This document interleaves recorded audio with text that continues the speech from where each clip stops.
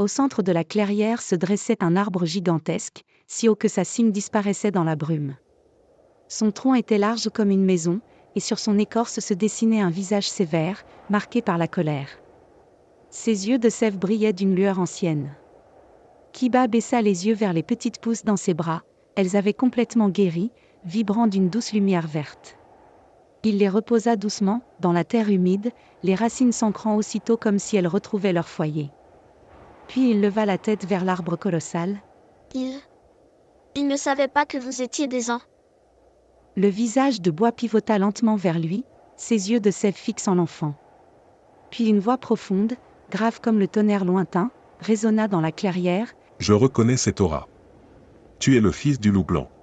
Tu connais Ryu? Les branches du grand arbre frémirent doucement, comme bercées par un ancien souvenir. Pas personnellement. Mais quand je suis né, il y a plus de 4000 ans, j'ai vu son ombre traverser le ciel. Sa lumière était telle qu'aucun de nous n'a jamais pu l'oublier. Kiba resta silencieux un instant, le cœur serré par le souvenir de son père adoptif. Il replanta soigneusement les 3 pousses qu'il avait portées, puis se redressa. Ces 3-là ne savaient pas pour vous. Ils ne voulaient pas venir. Les miens sont très protecteurs envers nos jeunes. Mais ils ont raison, la plupart ne survivent pas. Depuis quelques années, notre espèce s'éteint peu à peu. Le grand arbre resta un moment silencieux, ses yeux de sève observant les 3 jeunes pousses que Kiba venait de replanter.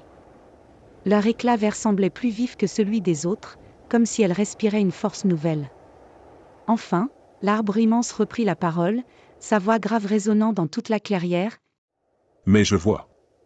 Ces petits que tu as ramenés sont plus en forme que les autres. Leur sève est plus claire, leurs feuilles plus vives. C'est ton aura, enfant. Elle les a nourris, tout comme autrefois, celle de Ryu nourrissait les forêts et les cieux. Si tu veux bien, donne de ton aura à nos jeunes pousses.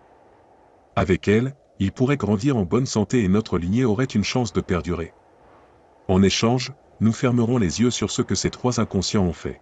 Erika et Myrina échangèrent un regard surpris, tandis que les 2 fanboys, toujours tremblants, n'osaient même plus respirer.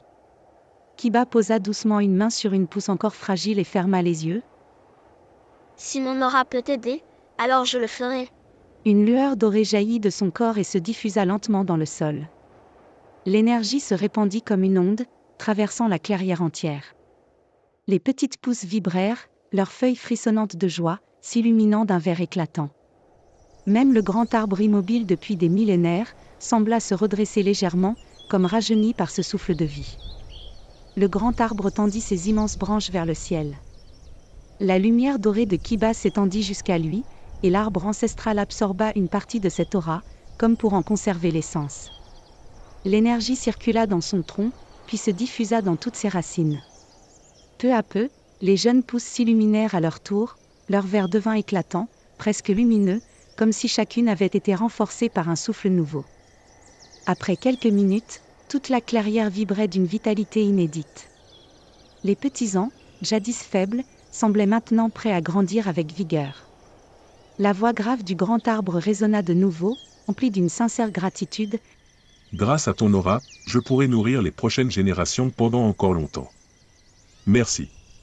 Fils du loup blanc. Ses yeux de sève brillèrent d'une lueur bienveillante, puis il inclina légèrement son immense visage vers Kiba, comme un geste de respect. À cet instant, les troncs autour du groupe s'écartèrent d'eux-mêmes. Les arbres, jadis menaçants, ouvrirent un chemin clair et dégagé à travers la forêt. Le passage vers l'extérieur s'offrait à eux, paisible, comme une bénédiction. Erwin rangea lentement ses pistolets, Erika et Myrina restèrent figées, impressionnées, tandis que les 2 fanboys poussaient un soupir de soulagement. Kiba, lui, posa une dernière main sur la terre fraîche des jeunes pousses. Grandissez bien. Puis il se redressa et marcha, suivi de ses compagnons, tandis que la forêt elle-même leur rendait hommage en les laissant repartir. Une fois à l'extérieur de la forêt, le groupe retrouva enfin la lumière du jour. L'air semblait plus clair, presque libéré de la tension oppressante de la route hantée. Erwin se tourna vers Myrina, le regard sérieux. Dès que tu rentres à la guilde, préviens Nera de ce que ton client t'a demandé. Qu'elle sache pour l'alchimiste et les ans. Myrina baissa la tête, ses doigts serrés sur son trident. Oui, D'accord. Mais Erika, croisant les bras avec un petit sourire moqueur, ajouta « Et puis si tu préviens Nera, de l'alchimiste, tout le monde saura que c'est toi qui as dénoncé ce crime. » Myrina se redressa aussitôt, ses yeux s'illuminant. « C'est vrai. Tout le monde saura que j'ai arrêté un dangereux alchimiste. À moi la gloire. » Elle éclata d'un rire victorieux, levant fièrement les bras comme une reine en pleine ovation. Ces deux fanboys, toujours fidèles, sortirent une fois de plus leurs poches de confettis et les lancèrent en l'air en l'acclamant. « Vive la grande Myrina !» Erika soupira, levant les yeux au ciel, tandis que Kiba esquissa un mince sourire amusé. Erwin, lui, marmonna entre ses dents. Je ne comprends toujours pas pourquoi il traîne avec des confettis.